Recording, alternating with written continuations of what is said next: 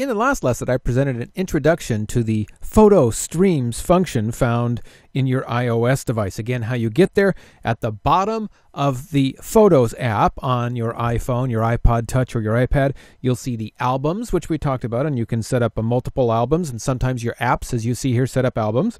And then there's places, which are geotagged images, photos, and then there's the photo stream. And once you have that enabled via the settings through iCloud and your iCloud account has been established, you'll have your photos uploading to the photo stream. Now, what's cool is you can create additional photo streams, okay? And let me show you that right now.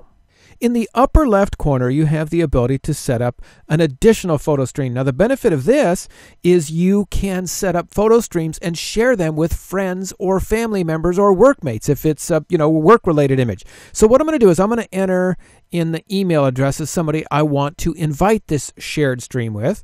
And let's go ahead and I'm going to send this to me so you can, I want to show you what it looks like coming in my email address. Let's do Chet at yourtechnologytutor.com. And let's call this holidays. So I'm going to grab some images from photos that I captured over the Christmas holiday. And I'm going to actually enable this onto a public website as well so that friends and family members, again, workmates, anybody that I send this URL to, this website address to, or anybody I share this with shares it with, will be able to see it publicly. So you can turn that on or off, okay? So if it's not a public website, it'll only share on their iOS device. But I'm going to go ahead, then I'm going to click on Create, and there you go. There's it's now enabled. So I have a new photo stream called Holidays. Now, to enable that, what we can do is we can go back to our albums. So we open up the camera roll, and we're going to click on the Edit function. We have to click on the Edit function first, and this still boggles my mind sometimes. I forget to do that. But you click on a photo and see it's selected. Number one, it's kind of masked out, and plus you see the little check mark. There's a holiday photo, and here's one here, the San Francisco Zoo lights, and here's a photo of some Christmas lights at the zoo. Here's some candles that I captured. I really enjoyed capturing those images with reflection in the fireplace mantle. And here's some more photos of candles by our Christmas tree and some holiday lights. We went around the neighborhoods and saw them. And here's a gingerbread house I decorated with my son. So there's some photos. Now, what you can see is I have grabbed or captured 11 photos, and it tells me, see the upper part of my screen, 11 photos selected. Then I click on the share button. It says, well, where do you want these to go? Well, I want them to go to a photo stream. But it says, okay, Chet, which one? Because you have more than one. If I didn't have a second one, it would just automatically put it in that one. But I'm going to select this one, and I'm going to post them all inside of the holiday photo stream. So now I'm going to go back to my photo streams by clicking on the icon at the very bottom. And you can see the holidays photo stream now has 11 photos or images inside of it. Isn't that cool? So let's go ahead and remember a few moments ago when I set up this photo stream, this shared photo stream, I entered an email address in there. So let's go and check my email now and take a look at the invitation I received, and we'll take a look at these photos on the public website. So I've opened up the email, and you can see that it's Chet at yourtechnologytutor.com. That's the email address I entered in when I established that shared photo stream. And the recipient, being me in this case, if I wanted to join this photo stream, I click here. But I should note, too, that when I go back to that email address, take a look. It says people using this shared photo stream will be able to see your Apple ID if you join. So if you don't want that, if someone invites you to a shared photo stream, you might think twice. If it's amongst family members or close friends, I don't see any concern. But if it's a public one, you may want to think twice about that. Now, there is another way if you've enabled the public website, and let me show you that. So let's go back to our device. And I go back to the photo streams and see the little blue circle with the arrow at the far right. I click on that to open that up. And down below, see where it says Share Link? If I click on that to open that up, I can share this link. So I could theoretically share this link through Facebook, Twitter. I can copy the link, okay? Or I can send them a text message or an email. Let's go ahead and send me an email. So I'm going to go ahead and send this to me, and you can see, well, we'll take a look at what this looks like on the other side. So let's go ahead and open up my email. Okay, here's my email now. So it's you can view my shared photo stream on the web by clicking on this link. So I open up the link, and there you can see in the iCloud.com is a shared photo stream of 11 photos. Isn't that cool?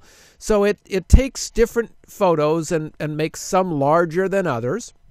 And the recipient, whoever's viewing this, it takes a few moments for it to get up to full resolution. So when it first comes on, I was a little freaked out because it looked very grainy, very pixelated. I wasn't pleased. You can actually click on each of the images to see them full screen. Okay? You can create a slideshow if you want, and it'll automatically go through and show your different images. Or you can manually scroll through the images also by clicking the arrows at the bottom here. And go back to the album in the bottom left corner, you click on the album title. There's the album title. And if I wanted to download one of these images, okay, in fact, I'm really fond of this image right here. I'm going to click on this image to select it.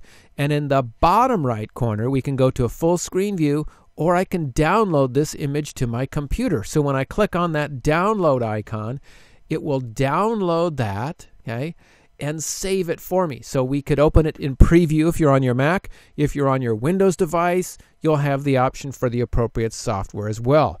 That'll open it in preview, but if you want to save it, you click OK, and then it'll go through the process to actually save it to your desktop. So I would recommend and choose that you would rename it.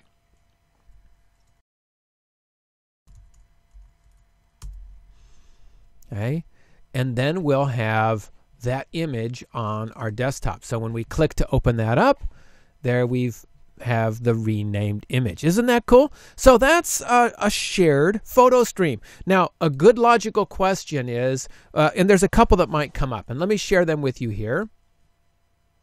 So some logical questions that might come up as I was playing around with this is, people have the ability to comment on your photos, okay? You can go in and delete comments that you have posted on the photo stream or that others have posted on your photo stream. But if it's somebody else's photo stream, maybe it's your sister's photo stream and she invited you, you can't go delete other people's comments, even if they're commenting about your photo or your unattractive face after a couple glasses of champagne on New Year's Eve. But you can delete photos that you post and or photos that appear in your shared photo stream. Well, what if you wanted to get rid of a photo stream? Maybe it's, in July and you want to get rid of that photo stream. You no longer want to share it. Okay. Well, if you just click on the photo stream, like I click on holidays, it opens the photo stream. So let me go back. But if I click on that blue circle with the arrow, it opens up the photo stream menu. Okay, here I can add people, so I can add additional people via their email address. Or I can come down here. I have two options. I can just turn off the public website so that the website is no longer publicly accessible. Or if I just want to get rid of this photo stream entirely, I click the big red button, delete photo stream. And it says, are you sure? Because it's going to be gone. And anybody that you invited to receive this, your subscribers, they'll no longer be able to receive this. So it's not just deleting it from your device, it's deleting it from anybody else who was connecting to that device in the cloud. See, it's not actually saved in their computer, in their iPad, in their iPhone, unless they've copied those images over to the camera roll or to their device. So I'm going to go ahead and click delete, and that's gone. And now you can see we're back to the one and only original photo stream.